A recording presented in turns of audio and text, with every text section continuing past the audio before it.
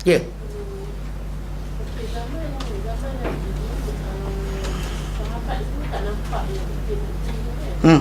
Tapi dia orang masih beriman. Tapi zaman sekarang ni Okey. Para sahabat radhiyallahu anhum, mereka tak nampak benda ni. Tapi mereka diberikan Allah Ta'ala bukti-bukti yang lain.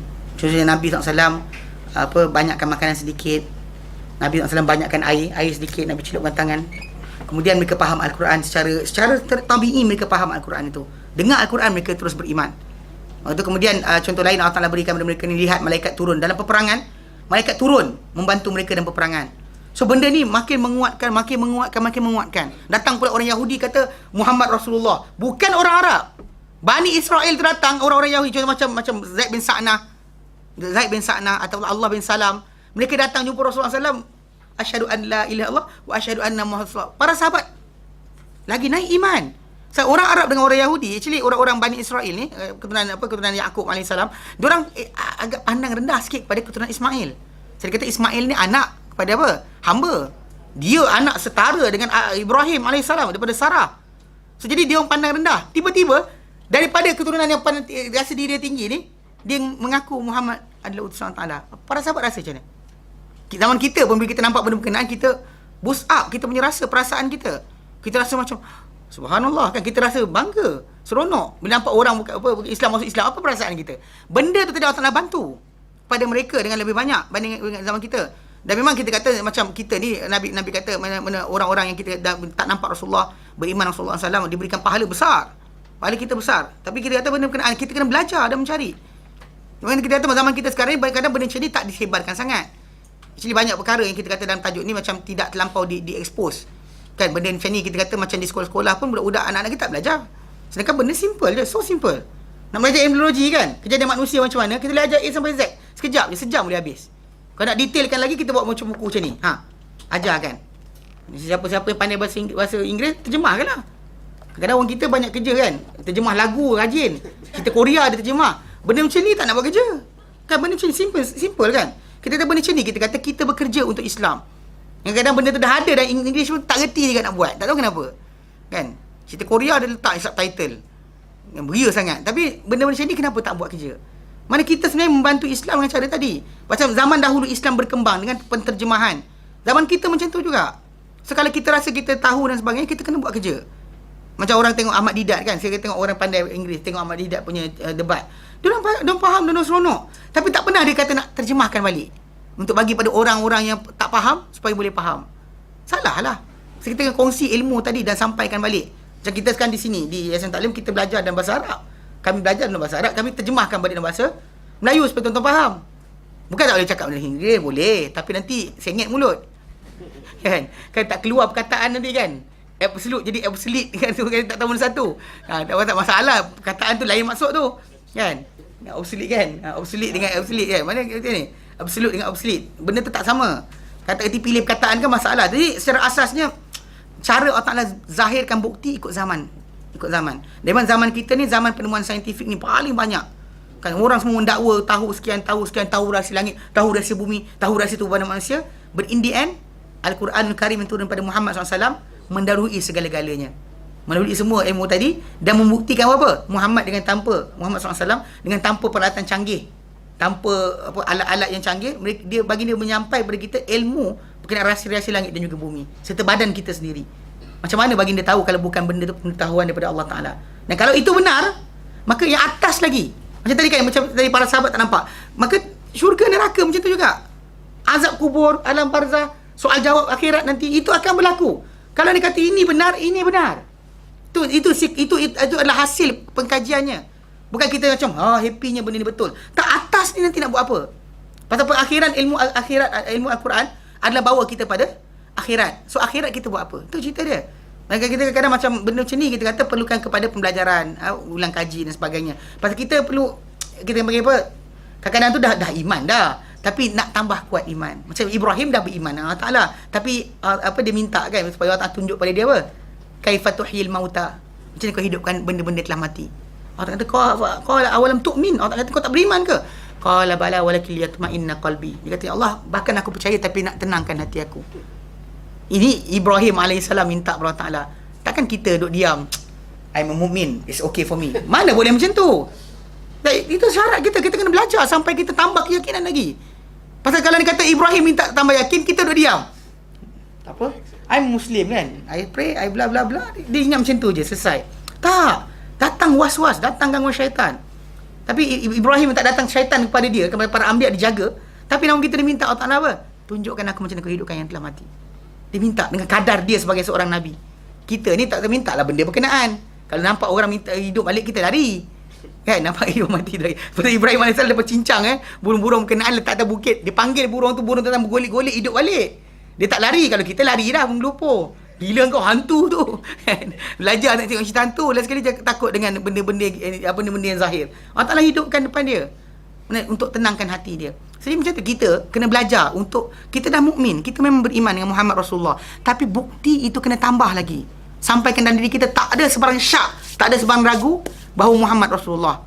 Pasal Allah Ta'ala sebut dalam Quran dan surah Hujurat, innamal mu'minun, hanyalah orang beriman, alladzina amanu billahi wa rasulihi, orang yang beriman dengan Allah, percaya Allah dan juga Rasulnya, thumma lam yartabu, kemudian mereka tak ragu-ragu. Orang beriman tu, hanyalah orang beriman itu orang-orang yang beriman dengan Allah dan juga Rasulnya, dan juga apa? Lam yartabu, mereka tak ragu-ragu. Wajahadu bi amwalihim anfusihim fi sabilillah, mereka berjuang dengan harta mereka dan juga nyawa mereka jalan Allah Taala. Ulaika musaddiqun, mereka itulah orang-orang yang benar. Macam mana kita nak korbankan masa kita untuk Islam ataupun untuk agama Allah Taala kalau kita tak yakin berkenaan janji akhirat? Macam mana kita tahu janji akhirat kalau kita tak kenal janji atau kebenaran Muhammad sallallahu alaihi wasallam? Mana banyak loose sebenarnya di antara masalah kita dengan tajuk Islam ini, ada loose berkenaan dengan Muhammad Rasulullah tadi. Pasal semua balik pada Muhammad Rasulullah. Pasal tanpa Muhammad Rasulullah tu dikenali, manusia akan apa? Lose interest dalam masalah nak mengejar akhirat. Percaya akhirat itu ada tapi atas nama, tapi tidak di atas apa? Praktikal. Bila kita betul-betul percaya, macam kita kata macam kita makluman dari kerajaan. Siapa tak tukar IC baru akan kena denda RM50,000 contohnya. Akan keluar warta dan sebagainya kan, RM5,500 ke RM50. Mengelupur orang pergi kat, saya ingat tahun 2005 tu. Beratus sampai pukul 3 pagi. Dekat Putrajaya kan nak buat IC baru. Nak tukar daripada kad biasa tu kepada my card. Perasan tak? Ha, kalau ustaz cakap apa kata jangan buat haram nanti kena neraka Allah Taala. Siapa percaya? Tadi tu kata keyakinan kena tambah. Yakin kita kepada kerajaan. Jadi pasal ada orang kena saman baru kita jadi terdiam. Kalau kita tak ada benda berkenaan, kita tak percaya. So kepercayaan tu kena bina. Build up the trust ataupun the belief. Kena tambah sampai kita makin kuat. Bukannya kita biarkan tunggu sampai nanti zikir lama-lama, yakinlah hati aku. Tak ada. Hati manusia tidak yakin dengan hanya duduk diam saja. Kita yakin dengan belajar. Yakin dengan ilmu. Macam belakang pintu ni, kalau saya kata okey, tandas belakang ni ada 3. Bukanlah. Tengok ruang kecil. Ada 5 tandas dalam ni. Okay, tuan-tuan nak pastikan je ni. Orang ni kata tak agaknya sekian, tak agaknya sekian. Cara paling mudah apa? Buka lah pintu tu, tengok. Kena perhatikan. Baru kita, tipu rupanya. Ataupun, betul rupanya. Kena tengok. Musyahadah. Itu janji Allah Ta'ala bahawa dia akan disaksikan. Dan Al-Quran itu dibuktikan apa dengan ilmunya. Allah Ta'ala sebut dalam surah An-Nisa 166. Allah Ta'ala nyatakan apa? Lakinillahu yashhadu bima anzala ilaik. Kalau manusia tak nak percaya Muhammad, biarkan. Tapi Allah lah yang menjadi saksi apa yang turun kepadamu. Anzalahu, diturunkan Quran tu bi'ilmih, dengan ilmunya. Mendalam Quran tu ilmu Allah. Dengan sebab itu kita kata bila kita perhatikan tadi, terpaksa manusia tu mengaku dengan akhirnya apa? Muhammad Rasulullah. Makan actually dalam macam kes ilmu dalam dia punya video yang dia ada, saya download sikit. Dia bercakap tentang tajuk ni, presentation kan. Dia kata berkenaan dengan tajuk embryologi, cerita dalam ni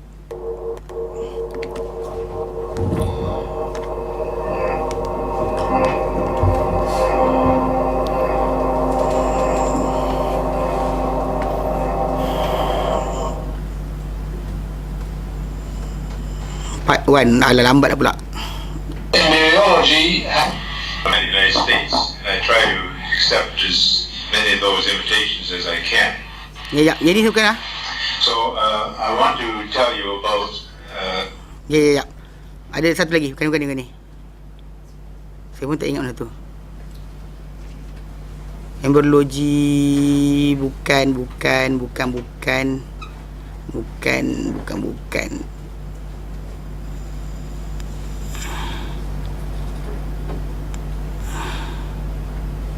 Kes ilmu ke?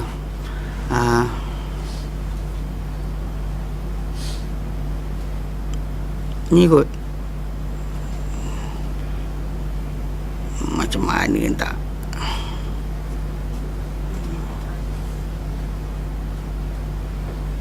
Kita tengok satu video dia. Pasal dia dalam tu ada banyak video. It's regarding the common thing which is heard, which is that the Quran is a man's speech, it's Muhammad's speech, and so on. And so the question here is asking if you're saying, Gambar dia teruk. Tapi tak tengok je. based on what you read of the Quran, what do you think about it, about this allegation or about this statement? I suppose I'll just put it forward and anyone who wishes to answer. Well, I think each one of us has said that when we were first read these verses from the Quran, we were amazed that these sort of statements were made so long ago, and yet they were so accurate. Now, we've traveled various countries, and when I met someone from Egypt, and you always have the critics, and one person said, this is not true, they just copied this from what was known. Well, we can assure you that it wasn't known in those days. Turned out, I thought, it shows how naive I was. I thought all Egyptians were Muslims, but they're not. And it turned out that this person that was arguing with me was one of the Coptic Christians who doesn't, of course, believe what is in the Quran. And I said, well, if you can show me anywhere in the scientific literature, the history of science, where these things were known in the time that the Quran was recorded, you show it to us. And Dr. Prasad, as he said, is an interest in history. He's written books in the history of anatomy, the history of embryology, but we've never come across any of this. So this knowledge was available in those days.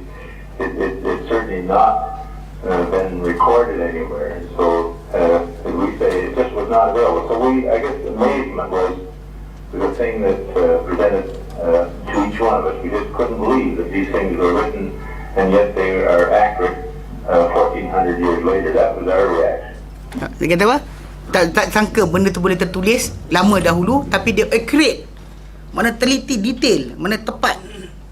Mana dah ada orang datang kata dengan dia ilmu tu telah diketahui zaman dulu. Kita bawa sini. Mana bukti bahawa benda berkenaan diketahui pada zaman Muhammad, baru diketahui tentang stages kejadian manusia tadi. Manusia jadi secara stages pun, kalau tahu, tunjukkan. Tapi sebenarnya tak diketahui. Ini pakar embryologi cakap. Maka mereka cakap cabaran mereka, dia tak, sampai sekarang tak ada siapa sahut. Tak ada siapa datang kata, benda telah diketahui oleh orang sekian. Tak ada siapa tak datang. Menunjukkan apa? Menunjukkan bahawa apa yang nak ditegakkan oleh Al-Quran telah pun tertegak. Maka tinggal pada manusia ni apa? Patuh atau tidak sahaja. Mana Al-Quran telah membuktikan Muhammadun Rasulullah. Habis. Tak ada dah jawapan lain. Tak kita nak kata Muhammad ada mikroskop elektronik, Muhammad ada sekian. Seriously. Kan? Muhammad tahu benda kan? Mana ada bomoh hajar benda ni? Ada dengar bomoh hajar benda ni? Jin ajar ada, embryologi.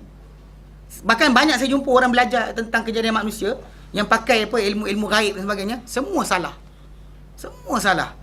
Yang tulis buku Hakikat Insan yang ada diorang edarkan, buku tu diharamkan oleh kerajaan JAKIM. Yang kononnya dia nak ceritakan hakikat manusia. Dia ceritakan dulu macam mana manusia jadi. Tapi bila kita buka balik buku berkenaan, dia kata hari sekian jadi mata. Salah semua. Hari sekian jadi telinga. Salah.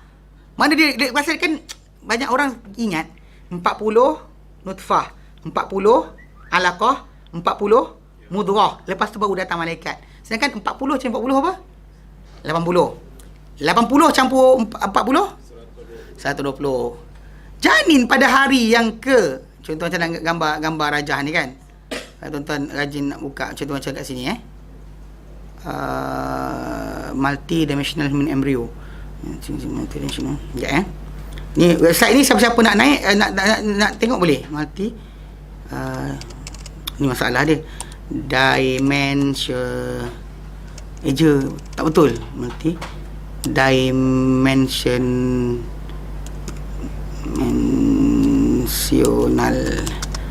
human embryo. Okey.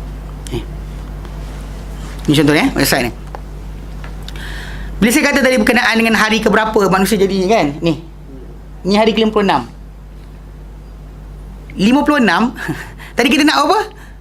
120 kan? Ni 56. Betul manusia tu kecil. Ni kambing ke manusia? Takkan nak kata alaqah mudghah lagi. Ini bukan alaqah mudghah, ada manusia dah. Memang kecil, besar dalam besar saiz jari ujung kuku saya ni. Saiz tu. Tapi manusia. Makanya ni tahu lelaki lah. So, okey. Ni ada stage awal kan. Jadi sekarang macam ni. 2 bulan bila perempuan kan. Ni hari ke-56.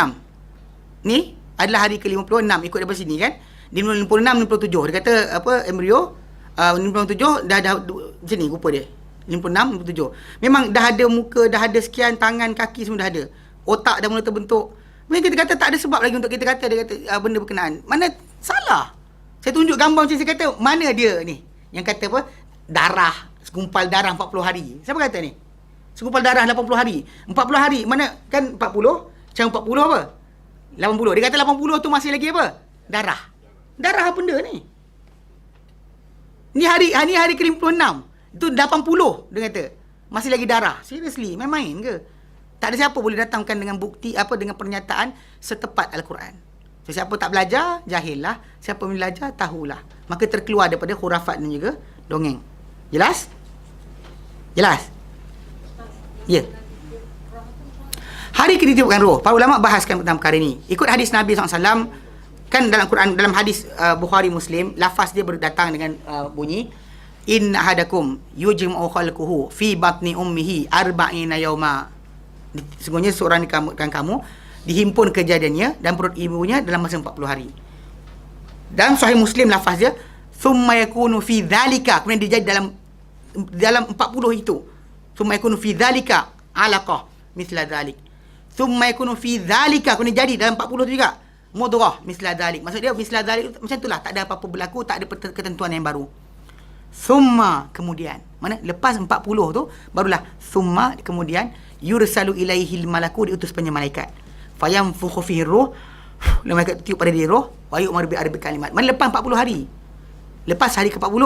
Cuma berapa tak tahu. Stages tadi tak tahu berapa. Tapi lepas hari 40, hari 40. Dia actually kalau ikut macam Syarul Majid Zindani, dia jawab bila orang tanya dengan dia tanya soalan balik. Boleh tak kita tahu baby ni mimpi bila? Ini soalan ni sebenarnya kelakar, tapi sebenarnya jawapan dah ada. Sebab dia kan macam sekarang ni ahli sains boleh check gelombang otak orang yang tidur, yang mimpi, betul tak? Okey, diorang apply benda tu kepada janin dalam perut seorang wanita.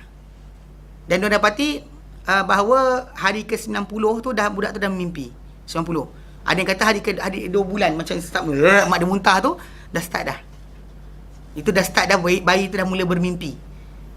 Dah ada gelombang otak mimpi, dah ada dah start situ. Mana mungkin stage yang mana mungkin apa percantuman antara saraf dia dengan penglihatan dengan telinga tak siap lagi. Tetapi dia dah mula mimpi. Jadi kalau dia mula mimpi maksudnya dia dah ada roh. Tu je lah. Secara ditepat kita tahu. Pasal Allah Ta'ala kata summa, dalam hadis Nabi kata summa, kemudian tahu berapa hari. Mungkin 10 hari, mungkin 20 hari, mungkin 3 hari. Mana lepas hari 40.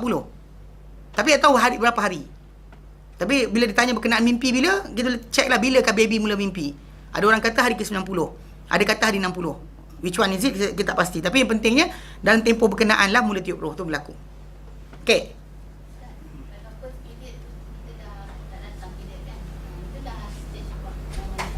Bila orang wanita tu tak datang period lagi, sebenarnya benda tu masih lagi awal sangat. Kalau dia kata wanita biasanya dia akan sedar biasanya kali kedua. Kali kedua tak datang period baru dia period lambat dan sebagainya. Okey. Mana kalau kita kata minggu, kalau dia kata perempuan tu lewat period dia. Pasal biasanya okey, ovum terbentuk pada hari ke-14 atau 15, start daripada hari dia datang haid. Ketika dia datang haid 1 hari bulan. 1 2 3 4 5 6 7 8, 9, 10, 11, 12, 13, 14. Hari ke-14 tu, telur keluar. Dan telur tu akan hidup selama 1 hari je. Tak disenyawakan, dia mati. Lepas tu, stage pula mana, 14, 15, 16, 17, 18, 19, 20, dia start haid balik. Maksudnya kalau biasanya wanita, hari mula dia haid, dengan dia start haid, dengan haid berikutnya, dan 27 hari. Kan 27 hari, lebih kurang dalam 27 hari. Dia akan 27, maknanya kalau kira hari ni start haid kan, 1 hari bulan start haid, 27 hari bulan dia akan start haid semula. So dalam tengah-tengah tu, hari daripada start hari mula tu, hari ke-14 tu dia kat situ. Kalau dia kata wanita berkenaan hari ke-14 tu kan, dia dah mula start ovulating. Lepas tu persenyawaan berlaku. So kita tahu dah 14 dengan 27 apa jarak? 14 dengan 27.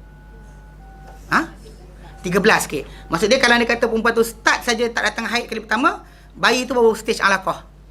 Bukan 13 14 kan, dia boleh kan kita kata 7 hari implantation, keluar balik 14, kemudian 14 tadi akan dia sampai 24 alaqah punya stage. Mana early stage of alaqah, kemudian masuk kepada nak masuk mudghah.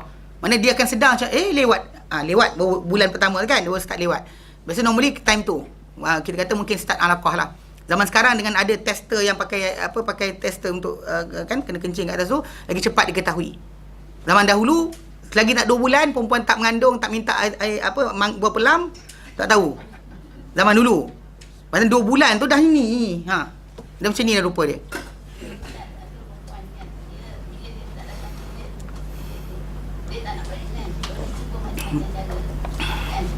Adakah dikira sebagai membunuh janin?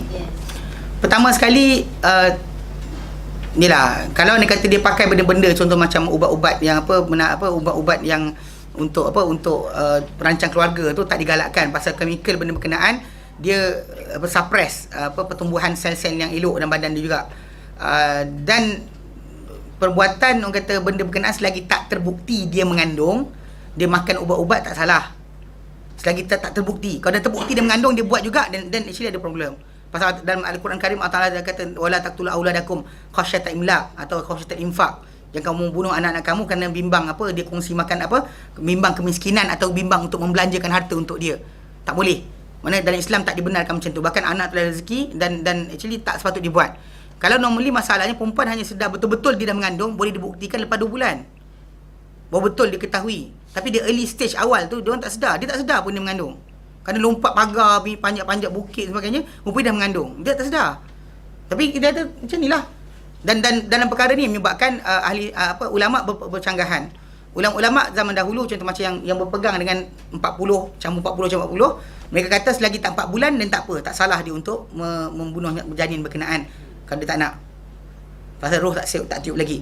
Tapi para ulama yang ikut kajian yang terbaru, dia kata start saja janin terbentuk, start dia dah ada masuk 2 bulan dan haram dia gugurkan janin berkenaan. Sebab janin berkenaan mungkin telah pun ditiupkan roh. Berdasar pada bukan 40 tu sekali je. Nutfah, alaqah, mudghah dalam 40 yang pertama. Kemudian dah masuk adik ni. Gambar saya tunjuk ni gambar budak yang dalam 56 hari, 2 bulan. Tak masuk pun 40 second. Tak masuk pun lagi bulan yang baru sebulan lebih je. Sebulan lebih 15 hari dan sebagainya. Inilah rupa janin berkenaan. So bahayalah kalau kata orang tu dia bunuh janin berkenaan, dia dikira sebagai orang yang salah lah. Atas sebab apa? Pasal kalau dia kata bunuh kerana cacat, dalam Islam tak dibenarkan mercy killing. Kalau mercy killing dibenarkan, jumpa orang gila tepi jalan, takik kepala. Kesian, gila. Bunuh. Tak boleh, haram. So maksud dia tak dibenarkan. So kalau dia kata tak diketahui dia mengandung, dan dia ambil tindakan, tak ada salah. Tapi kalau dia kata diketahui dia mengandung, dan biasa normally benda berkenaan dah masuk pada masuk pada ujung sikit lah. Pasal bila wanita macam saya kata lah, bila wanita tu start je period dia tak sedar kan, 27 kan kira actually 14 dia ada 13 hari kan, start daripada ovulating sampai hari dia mula haid balik sepatutnya ada 13 hari. Kalau anda kata dah berlaku persenyawaan, implantation dah berlaku, dah keluar balik, mana waktu tu ketika hari yang dia mula sepatut expecting nak kena datang haid tu, sebenarnya janin dia dah mula hari ke-14. Hari ke-14 dah. Maksud dia dah mula nak masuk stage alaqah. Mula nak jadi alaqah kan. Kemudian dia actually kat situ baru sedar. Tapi tambah lagi berapa hari, dia baru tak pasti, mungkin lewat berapa hari ikut. Dia tunggu. Dia tunggu. Dan mungkin dah lepas pada stage masuk mudghah dan juga seterusnya. So memang kita kata ketika waktu time berkenaan, malaikat tak tiup roh lagi. Tapi normally perempuan takkan ambil tindakan macam tu. Normally dia akan macam tunggu sampai kan telajak. Sampai bulan kedua dah. Itu kita kata sepatutnya jangan macam tu. Tak sepatut dibuat. Kalau dia kata tak nak anak berkenaan, kena tahu kenapa, what the reason. Okay? Tak boleh kita kata membunuh bayi berkenaan atas dasar kita tak happy dan sebagainya, tak boleh. Kalau medical ground tu, medical ground 3 je. Sebab kalau dia kata bayi berkenaan, pertama dia membahayakan nyawa mak dia, dibenarkan. Mana dia macam dia satu je. Bayi boleh cacat 3 sebab. Tapi yang apa 3 sebab. Apa, mak dia makan pil perancang, maka dia terbentuk dalam masalah pil perancang mak dia makan, terbentuk juga, maka bayi tu akan cacat. Kemudian kena sinaran apa X-ray ke radioaktif dan sebagainya, ataupun mak dia kena apa German measles sebut measles ke misal? Measles. Tu tak boleh ngajar bahasa Inggeris. Okey. 3 ni baru bayi tu boleh cacat, tapi tak tentu dia cacat. 3 ni normally percentage besar 90% bayi tu akan cacat. Yang ini tak membahayakan ibu. Ada satu saja benda yang menjadi kes, bayi tu dia mengecut dalam perut ibu tu, mengejut dan dia sedut semua sekali apa nutrien mak dia. Itu bahaya. Yang tu saja boleh dibenarkan bayi tu dibunuh. Bayi tu dibunuh, boleh yang tu je. Yang lain tak boleh. Satu saya sebab. Kalau anda kata setakat bayi tu dikatakan cacat dan sebagainya, tak boleh. Dan bayi tu kita tak tahu cacat lepas dia jadi bulan ke berapa baru tahu sebenarnya. So 2 bulan tu sebenarnya bayi tu dah rupa macam ni. So apakah hak kita untuk membuang dia? Kan? Jelas? So yang 40 tu. 40 tu setelah dibuktikan dia adalah salah. 40 macam mana? Ni bukan nutfah. Jadi yang dari hadis Rasulullah SAW. Hadis Nabi SAW. Okey, yang orang baca hadis kan? Okey, kenapa jadi silap? Bila baca hadis tu kenapa jadi salah? Saya tunjukkan sekarang yujma'u khalquhu. Kenapa banyak orang baca hadis ni jadi salah? Kita dalam Bukhari. Hadis tu berbunyi dengan inna ahadakum yujma'u khalquhu fi batni ummihi arba'ina yauma. Dia stop tu Dia tak sebut yauma nutfatan. Tak ada kan? Okey. Tuan dan Muslim. Inna ahadakum yujma'u khalquhu fi batni ummihi arba'ina yauma. Ada nutfatan? Muslim dan Tirmizi, inna ahadakum yujma'u khalquhu fi batni ummihi arba'ina yauma. Tak ada. Ahmad yujma'u khalquhu fi batni ummihi arba'ina yauma. Actually yang jadi kes 40 sekali dia 40 tu sebab apa tahu? Sebab dalam dalam riwayat-riwayat yang datang dalam matan arba'in dari solihin yang tersebar dalam masyarakat sekarang, karangan Imam Nawawi Imam Nawawi sebenarnya tak tulis macam tu, tapi penyalin pasal apa dalam satu makhtutat Jami' Ulum wal Hikam, Jami' Ulum wal Hikam apa yang Ibnu Rajab Al-Hambali karang, dia terangkan hadis 40 tambah dengan 10 lagi hadis yang dia jumpa. Dia dalam tu tak ada, dia macam ni rupa dia. Sungguhnya seorang kamu dihimpun kejadiannya dalam perut ibunya dalam masa 40 hari. Dia tak kata dalam masa 40 hari dia nutfah. Bila datang kata nutfah dekat situ tambahan, dalam mana-mana kita pergi buka buku mana-mana dia akan datang. Inna hadakum yajma'u khulufu fi batni ummi arba'ina yawma nutfatan. Sebut nutfah saja dia jadi 40. Saya kata benda tak ada. Dalam Bukhari tak ada, Tirmizi Nasai tak ada, Majah tak ada. Dan bahkan dalam Muslim tadi, lafaz Muslim tadi, dia kata apa? Yajma'u khulufu fi batni ummi arba'ina yawma thumma yakunu fi dhalika. Kemudian dia jadi dalam itu, mana dalam 40 itu. The same 40 days. Kemudian yakun fi zalika dalam 40 yang sama. Alaqah, thumma yakun fi zalika alaqah mudghah. Maksud dia 40 yang sama, bukan 40 campur 40. Tapi oleh kerana dah dipakai secara general, so orang dia cakap macam mana? Itulah fatwa keluar dengan benda berkenaan. Cuma ada salah seorang doktor di Mesir, nama Dr. Muhammad Ali, doktor dari Saudi. Ketika pembentangan di Mesir dia dalam apa muktamar Ijaz Ilmi, dia lawan kes ilmu. Bila kes ilmu cerita 40 sekali je, dia bangun, dia kata pasal kata 40 sekali je. Dan kebetulan doktor ni Inggeris kan. Lepas tu Syekh Al-Majid Zindani kata ini bab dalil aku. Doktor duduk, saya jawab, dia kata dalam Bukhari, Muslim, Tirmizi tak ada pun 40. Dia sekali 40 je. Sebab kenapa hari ke-56 kita tengok rupa manusia. Okey. Jadi bila Doktor Muhammad Albar lawan, dan dia kata lepas tu Syekh Majid suruh dia terjemah buat research sikit lah, dia buat research. Lepas tu akhirnya dia mengaku dia silap, tapi dia kata ada sikit tambahan. Samping kesilapan dia, tapi dia kata manusia punya perhubungan otak dengan saraf badan dia berlaku pada hari 120.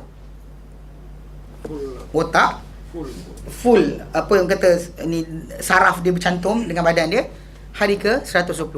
Jadi dia ada apa? Ada inilah ada ground untuk apa? Ada asas juga untuk bercakap lah. Dari segi asas itu, tapi dari segi asas pertama 40 40, tidak. Tak pakai macam tu. Kita pakai 40 sekali je. Dengan sebab itu kita kata, pasal ialah nyawa tadi sacred. So that orang tu tadi dia tahu bahawa lepas 2 bulan dia buat anak, dia jangan jagalah kesihatan dia dan sebagainya, bukan dia bunuh bayi berkenaan. Jelas? Okey. Soalan lain? Tak ada